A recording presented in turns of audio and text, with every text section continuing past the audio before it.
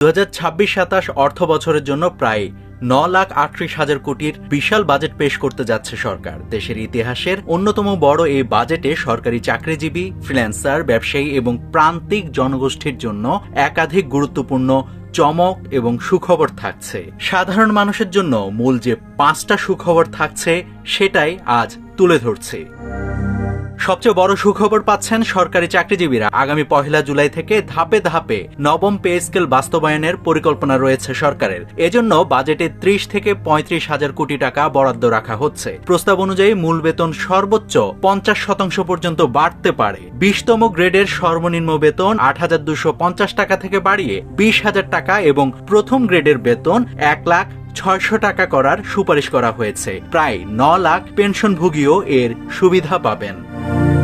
Freelancer ও content ক্রিয়েটরদের জন্য রয়েছে বড় স্বস্তি। কয়েকদিন আগে চিত্ত মিডিয়ার জুয়েল রানা প্রধানমন্ত্রী তারেক রহমানের সাথে দেখা করে একটা সুখবর নিয়ে আসেন ফ্রিল্যান্সার এবং কন্টেন্ট ক্রিয়েটরদের জন্য। ইউটিউব, ফেসবুক, টিকটক ও বিভিন্ন ফ্রিল্যান্স প্ল্যাটফর্ম থেকে অর্জিত বৈদেশিক আয়ের উপর থাকা 7.5% উৎস কর প্রত্যাহারের পরিকল্পনা করা হয়েছে। এতে দেশের প্রায় 5 লাখ ফ্রিল্যান্সার সরাসরি উপকৃত হবেন।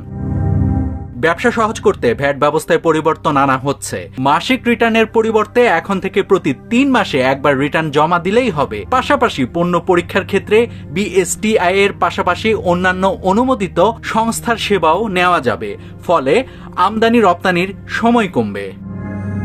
সামাজিক নিরাপত্তা খাতে বরাদ্দ বাড়িয়ে প্রায় 1,45,000 কোটি টাকা করা হচ্ছে। 41 লাখ নারী প্রধান পরিবারকে ফ্যামিলি কার্ডের মাধ্যমে মাসে 2,500 টাকা করে সহায়তা দেওয়া হবে। 42,05,000 কৃষক বছরে 2,500 টাকা করে পাবেন। বয়স্ক ও বিধবা ভাতা 650 থেকে 700 টাকা এবং প্রতিবন্ধী ভাতা 900 থেকে 1,000 টাকায় উন্নীত করার প্রস্তাব রয়েছে। জুলাই অভ্যুত্থানে নিহতদের পরিবার ও গুরুতর আহতদের জন্য মাসে সর্বোচ্চ 20,000 টাকার ভাতার ব্যবস্থা রাখা হচ্ছে।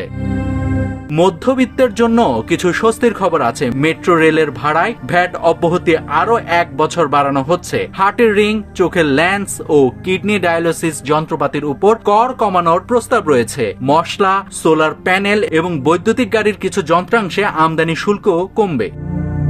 তবে 150 সিসির বেশি মোটরসাইকেল কিনতে TIN বাধ্যতামূলক করা হতে পারে। অন্যদিকে সিগারেট শিল্পে ব্যবহৃত ফিল্টারের কাঁচামালের উপর 300% শুল্ক আরোপের প্রস্তাব রয়েছে। সব মিলিয়ে অর্থনৈতিক চাপ মোকাবেলা, কর্মসংস্থান ও সামাজিক সুরক্ষা জোরদার করা এবারের বাজেটের মূল লক্ষ্য, আর তাতে সরাসরি উপকৃত হচ্ছে সাধারণ মানুষ। নাভিদ হাসান, সোনালী নিউজ।